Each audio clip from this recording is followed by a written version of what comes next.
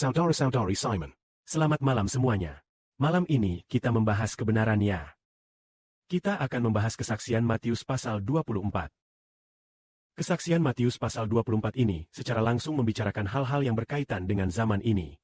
Lalu hal apa tentang zaman ini? Tentang kedatangan Kristus kembali. Mari kita baca ya tentang bagian pertama dari kesaksian Matius pasal 24 ya. Ketika Yesus keluar dari bait suci dan berjalan ke depan. Ada saya orang murid datang dan berkata kepadanya. Guru, lihatlah, betapa megahnya batu-batu ini. Betapa agungnya bangunan ini. Pada saat ini Tuhan berkata kepada mereka. Bukankah kalian melihat semua bangunan bait suci ini? Tetapi aku berkata kepada kalian. Kelak di sini tidak akan ada satu batu pun yang dibiarkan di atas batu yang lain. Karena setiap batu akan dibongkar. Ingat, bait suci pada waktu itu sangat megah. Sangat indah. Karena semuanya dibangun dengan batu-batu yang sangat berharga. Tetapi Tuhan berkata, semua bangunan di bait suci ini. Kelak semuanya akan dihancurkan. Tidak ada satu batu pun yang ditumpuk di atas batu yang lain. Lalu kapan bait suci dihancurkan? Pada waktu itu Tuhan Kristus berkata bait suci akan segera dihancurkan. Kelahatannya sekitar tahun 33 MY. Kira-kira, dia mengungkapkan perkataan ini. Lalu kapan bait suci dihancurkan? Sampai Tuhan Kristus mengorbankan nyawa. Lebih dari 30 tahun setelah itu, bait suci pun dihancurkan seluruhnya oleh tentara Romawi. Karena alasan apa? Kita mengerti bahwa bait suci dihancurkan. Apakah memang pasti harus dihancurkan? Pasti harus dihancurkan. Karena satu alasan, yaitu Allah hendak meniadakan perjanjian lama dan menegakkan perjanjian baru. Karena hendak meniadakan bait suci perjanjian lama, yaitu bait yang menyimpan tabut perjanjian itu ya. Jadi bait suci itu ya, bait yang menyimpan perjanjian Allah. Lalu, meniadakan perjanjian lama, maka pasti bait suci harus dihancurkan. Jadi pada akhirnya, kehancuran bait suci itu hal baik atau hal buruk? Kita tanya saudari Zhao Heng dulu ya. Saudari Zhao Wen, di dalam perjanjian lama yang menyimpan tabut perjanjian itu adalah bait suci ya. Bait suci melambangkan Allah tinggal di sana. Maka kita mengerti bahwa orang-orang di perjanjian baru tidak akan pergi ke bait suci untuk menyembah Allah.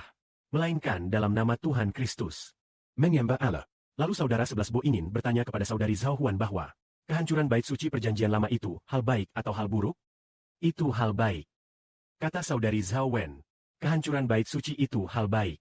Lalu mengapa itu hal baik? Saudari. Karena Tuhan Yesus menetapkan perjanjian baru. Tidak perlu terhadap bait suci ya.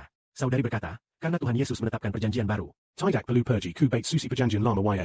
Jawaban saudari cukup benar. Bait suci dihancurkan. Barulah orang bisa menemukan jalan pulang. Barulah orang bisa menemukan jalan kepada Bapa di surga.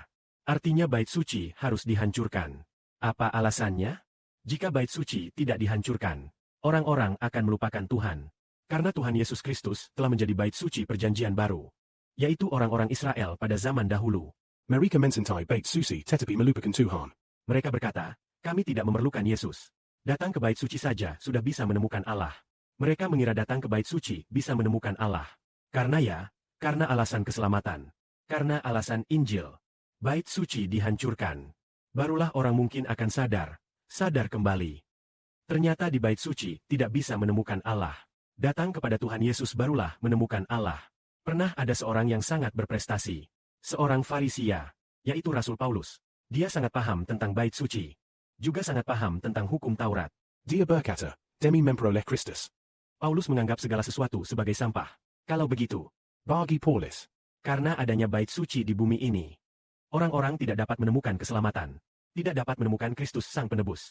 Tetapi setelah bait suci itu dihancurkan, orang-orang pun mengerti, oh, ternyata bait suci itu melambangkan Tuhan Kristus. Pada waktu itu, yang semula hendak melayani Allah, tidak lagi pergi ke bait suci, melainkan pergi kepada Tuhan Yesus Kristus, yaitu untuk melayani Allah. Harus melalui nama Tuhan Yesus Kristus untuk menemukan Allah. Jadi bahkan untuk menyembah, berdoa, dan memuji, aku melakukannya dalam nama Tuhan Yesus Kristus, baru dapat sampai kepada Allah. Artinya bait suci itu dihancurkan. Itu berarti makin tersingkap dan makin ditinggalkan. Menegakkan perjanjian baru, bait suci adalah sesuatu dari perjanjian lama. Maka orang yang masuk ke dalam bait suci tidak dapat menemukan Allah. Tetapi kepada Tuhan Yesus Kristus semua dapat menemukan Allah. Semua dapat menemukan hidup. Kiranya kemuliaan diberikan kepada Bapa,